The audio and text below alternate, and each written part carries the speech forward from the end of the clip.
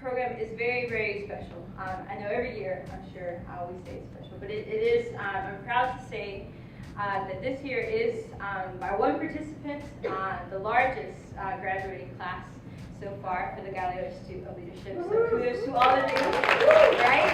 Right? So more people made it through. No.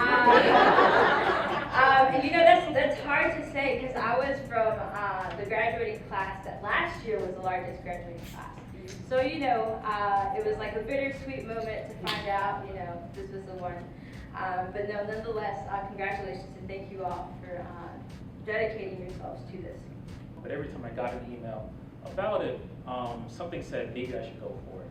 It's a pretty big commitment because something said maybe you should try it. And so I applied and luckily I got in. And during the program, sort of from the collaboration exercises to the financial literacy course, the GALEO Institute for Leadership has helped me grow professionally and just allowed me to build a network that I probably wouldn't have had if I stayed in my own comfort zone. A lot of times I think human nature, we tend to do things that are convenient and sort of something that's comfortable. But I think what this program has taught me is that life is about doing things that you normally don't do in order to grow in the way you need to grow. And so during my time actually volunteering at GALEO, I volunteered at the Hispanic Heritage Month luncheon. And so as I checked people in and I entered the program, there was something about the atmosphere that struck me. It wasn't just one of those events where you go and you get business cards and you have small talk and you know everybody sort of says, oh well, we'll get in touch and things like that. There was an authenticity that I had there that I hadn't seen at a lot of organizations' events.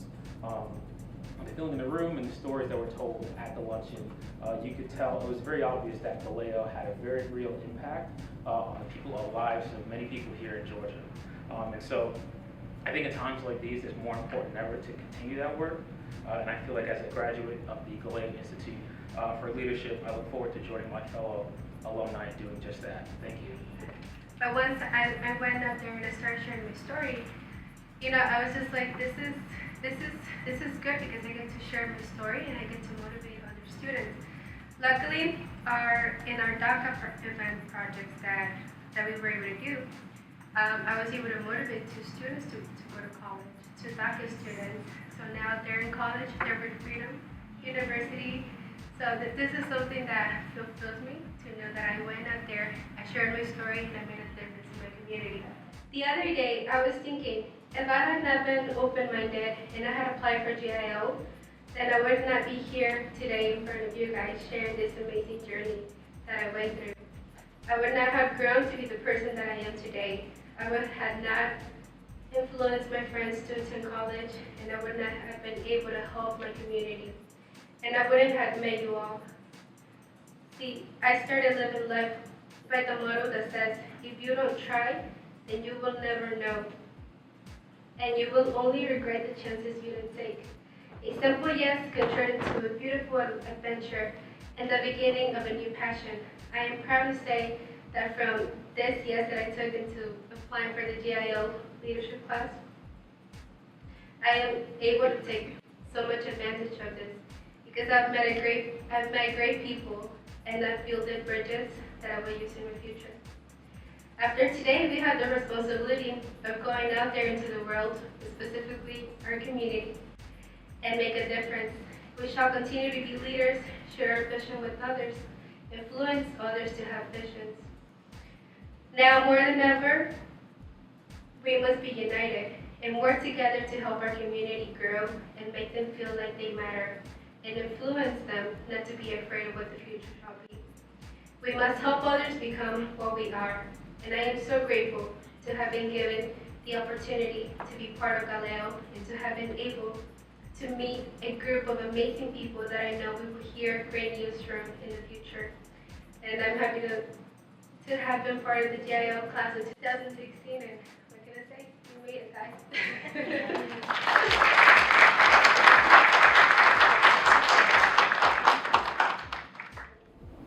I challenge you, and I want to keep that challenge, that more than probably at any other time and more than any other graduating GIL group, your continual involvement in advocacy, whether it is through GALEO or whether it's through any other organization, is vital that you do.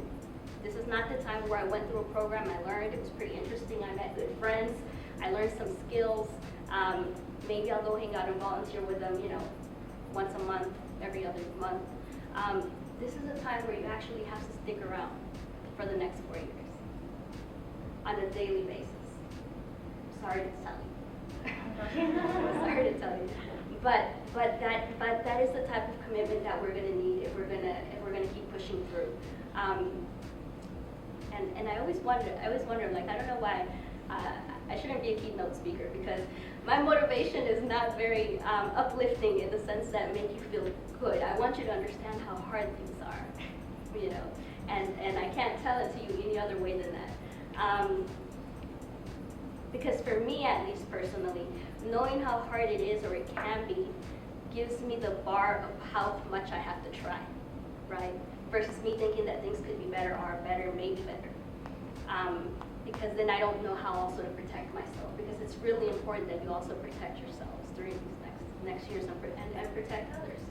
I like telling people how hard it is so they understand where they have to work. Telling you that, I want to also tell you to not only, you know, volunteer and be an advocate, but also consider running for office. We need to have more people running for office, more people within whatever makes you diverse. You know, whether it's your professional background, if you're an artist, you know, we don't have enough of those. Whatever it is, whatever it is that gives you a different perspective, you know, whether you come from low-income family households like I did, whether you come from backgrounds where parents don't have any formal education or limited formal education, whatever whatever that makes you diverse and gives you a different perspective, you need to run. You need to do this work. Someone has to, right? And I think that what Jerry mentioned, I don't know if he remembers, he's actually the first person, before I then formally thought about running, he was actually the first person that called me and said, "You live here, why don't you run?" And I was like, at that point, I hadn't even thought about it. I'm like, I don't know. And I was like, yeah, well, let me think about it. And then, you know, afterwards, someone else brought it up, and it became more of an actionable plan. But it does take a lot of people asking you to run on different occasions. So today is my one occasion to ask you to run. And hopefully when Jerry calls you, that'll be your second or third time you hear it. So then you decide, you know, let's do that. And likewise, one election isn't going to stop justice, even if we have to get in the way, to make sure that our communities are protected, our communities are valued, our communities are respected, all of our communities. Our immigrant brothers and sisters, our Jewish brothers and sisters, our Muslim brothers and sisters, our LGBT families, everyone needs to be valued and respected. And we have a lot of that work to be done. So I want to ask you all to stand up. You have the words in front of you. And I want you to feel the power of history move through us, because it's the strength that we need to keep us moving forward and sing together this great piece that still resonates today.